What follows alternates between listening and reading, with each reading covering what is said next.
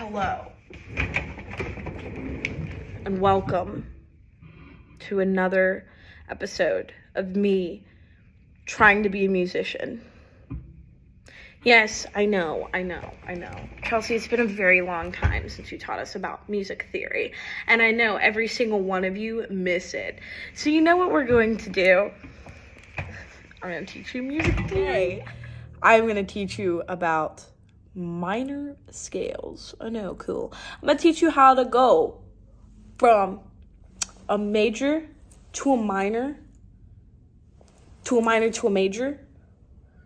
What major and minor means. You already should know that if you're a musician, if you're a real musician. And then for funsy things. And yeah. This is a board. Did I steal this board? Absolutely not. Did I maybe sneak into a classroom to use this board? Let's get back to music theory. Okay. Right here. We got our beautiful circle of fifths. I know you remember this bad boy. This is going to probably be the most helpful thing that you will use in music. I still haven't learned it, and this is why I'm failing. Anywho, so we have a circle of fifths. So how's this going to help us? Well, I'll show you. All of these are major, right? They don't have their minors yet, but all of them have a little relative minor. Okay, cool.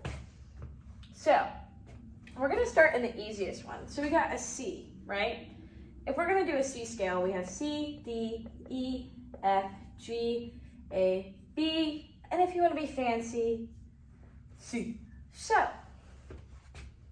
if we wanna turn C, a happy little C, into a sad little something else, we're gonna have to do something.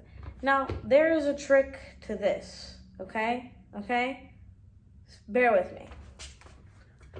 So we have this little C right here, right? The easiest way to find what the minor of a major key is you look at the sixth of that scale. So we go here. We have 1, 2, 3, 4, 5, 6. Bada bing, bada boom. C major is A minor.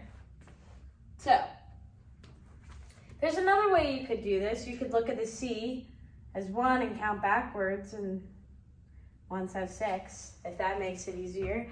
But either way, your 6 is going to be your minor.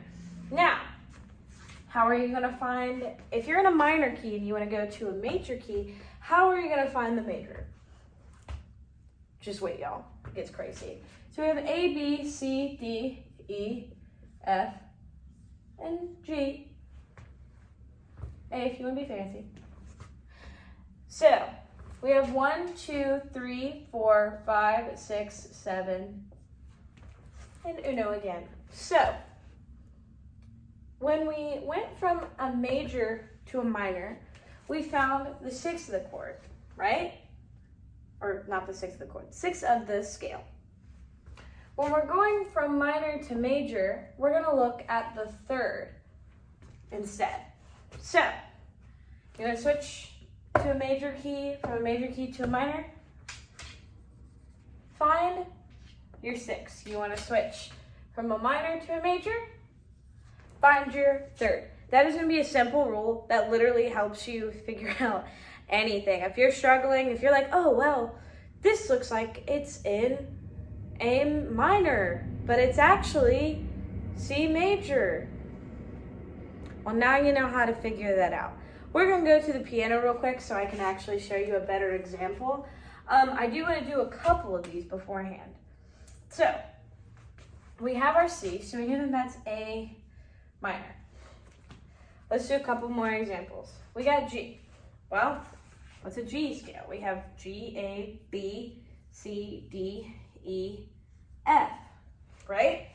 So what are we gonna do? We're gonna go 1, 2, 3, 4, 5, 6. 6 is E, therefore G major is the key of E minor, and so on. I'll play a couple of these examples on the piano just so you can kind of get a feel for it. And that's pretty much it, y'all. Like, this stuff is not too hard. All right, guys, I just want to reiterate for my visual learners on the piano what I just put on the board. So, if we are in the key of C major, we're going to start on C. C, D, E, F, G, A, B, C, C, B, A, G, F, E, D, C. All right, cool. If we want to go to our minor, we're going to find the sixth of that C major scale, 5, 6, which is our A. So, the relative minor for C major is A minor. Now, what's really cool is, any minor chord you have is going to have the same sharps and flats or naturals as the major chord. So, for C, we have no sharps or flats. So, for A minor, we have no sharps or flats. Now, does this work for everything? Of course it does. The formula is really simple, and that's why I love it, because it makes it so easy to say, oh, well, what if I want to play, what if I like D major, but I don't know what that looks like as a minor? What you're going to do, you have your D major scale, and in the key of D major, we have C and F. Those are our sharps. We have 2 sharps. So we play